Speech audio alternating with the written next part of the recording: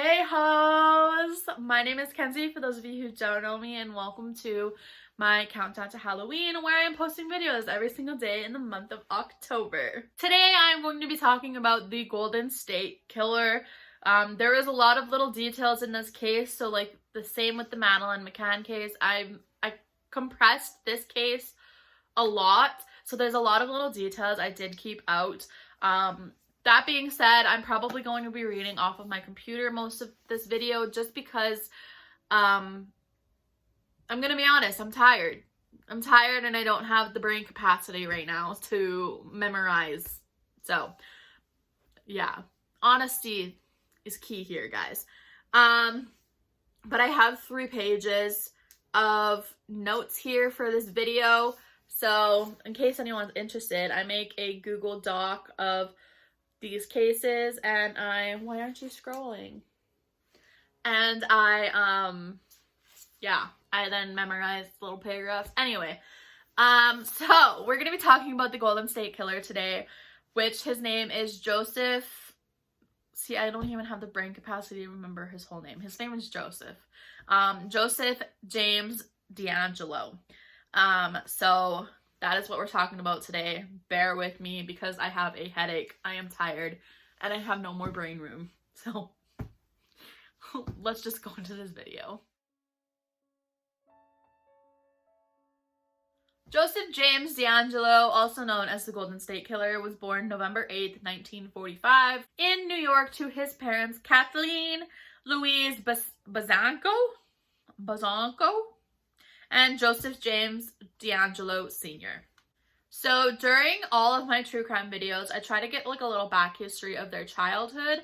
However, the only thing I could really find about Joseph's upbringing and his childhood was like the only thing really different.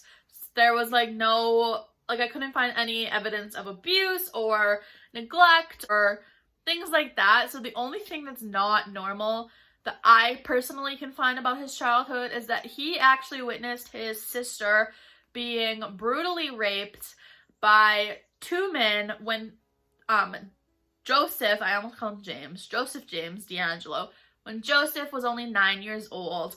I'm not sure how old his sister was at the time, but Joseph witnessed this when he was 9. So we're gonna get into all of his crimes and stuff. But surprisingly, Joseph actually served as a police officer in California from 1973 to 1979. In that time frame, in 1975, he had his first known encounter with murder, and he actually shot and killed a professor in front of the professor's daughter in a different California county than the one that he worked in as an officer. It is also said that Joseph kicked the daughter in the face and then he fled the scene. However, I don't know for sure if that just like went under the table or if they just didn't know about it, but that didn't get him fired. He wasn't fired until 1979, and he was actually fired for stealing a hammer. Stealing a hammer as well as some dog repellent. Like, what a thing to be fired for. Of all of the things he could have been fired for, it was for stealing a hammer. Cool. So, to keep this non-confusing, mainly for myself, he had several names. He was known for different crimes, and each crime had a different name. So, starting in 1976, a lot of burglaries as well as rapes started to occur in the Sacramento County of California. This perpetrator would now be known as the Golden State Killer. However, at the time, it did have a different name. I'll get into that at the end of the video. So the Golden State, like my brain, I'm sorry. The Golden State Killer, would break in by prying open a door or a, a door or a window as the victims slept. He didn't take much other than jewelries, IDs, and money. So, February of 1978, the Golden State Killer committed 2 murders by shooting Brian and Katie. I'm really sorry if I butcher any of these names because I know I will. Brian and Katie Majorie,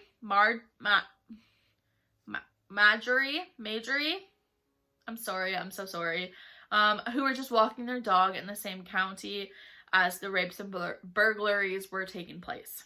It is said that Katie had actually gotten away from the killer because Brian was shot first. So it said that Brian was shot and Katie actually did get away. However, the killer did catch up with her and shoot her as well.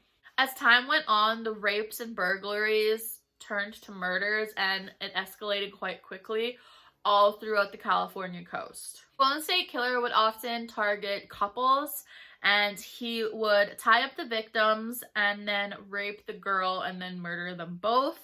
The killings just continued to go on and on. It didn't seem like there was going to be a stop to them. So California was in quite the pickle and quite the worry at this point. December 30th, 1979, Deborah Manning and Robert Offerman were killed near Santa Barbara.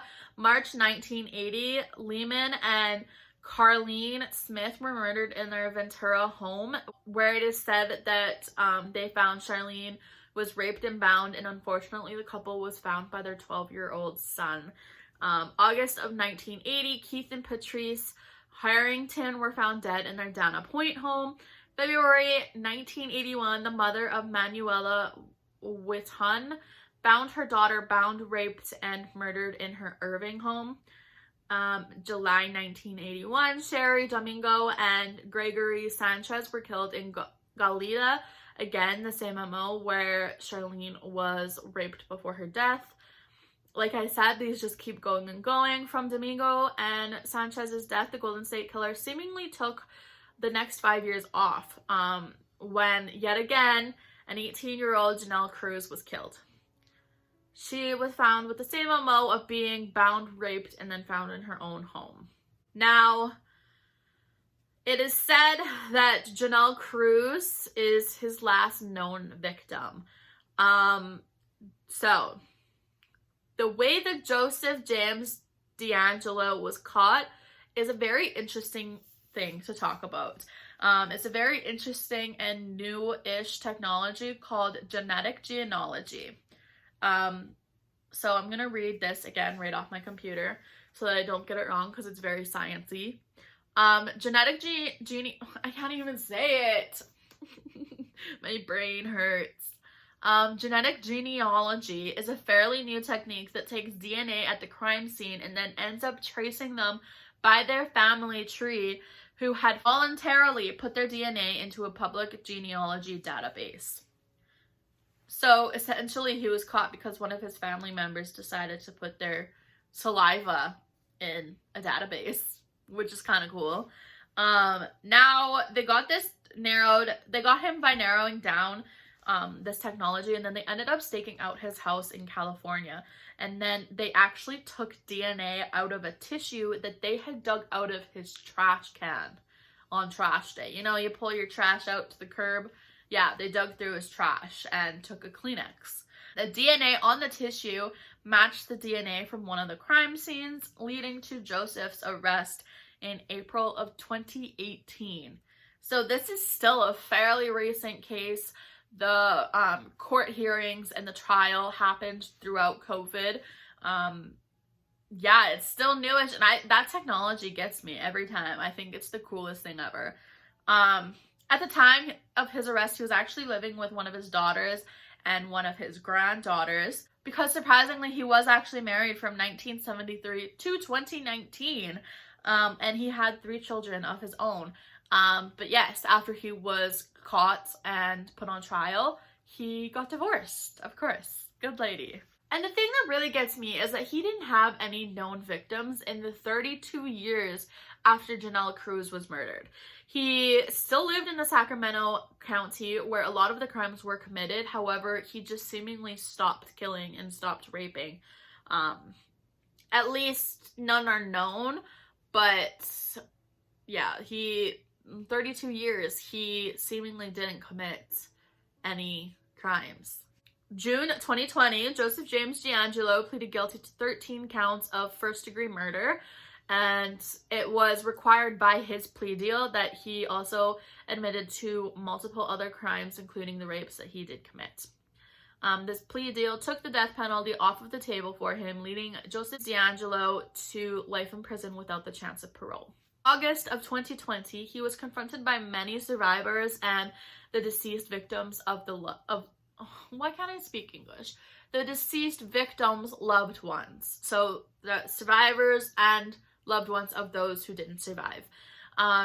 In court, at the end of the day, he just stood up and, I quote, said, "I'm truly sorry to everyone I have hurt. Thank you, Your Honor." So, like I mentioned, I kept all of his nicknames out of it until now, just to keep it kind of less confusing, mainly for myself, like I said. And he's known as the Golden State Killer, honestly, so... However, I thought I would just quickly mention his other names in case you might have heard those instead of the Golden State Killer. So from 1974 to 75, he was actually known as the Visalia Ransacker. I can't say that word, it's out of my vocabulary. Visalia Ransacker, sure. From 1976 to 1977, he was also known as the East Area Rapist. From 1978 to the present day, he is popularly known as the Golden State Killer. Joseph James DeAngelo is still alive and at the age of 75 and is said to spend the rest of his life in prison.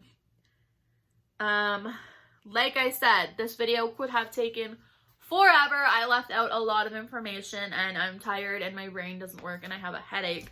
So I tend to talk fast when I'm in this mood. So if you guys do want a full in-depth video of the Golden State Killer, let me know in the comments down below because I will be happy to make that for you guys. But in the meantime, that is it for today's video. I hope you did enjoy. I post videos every single day in the month of October. So I hope you subscribe so you never miss a video, and I will see you in the next one. Bye.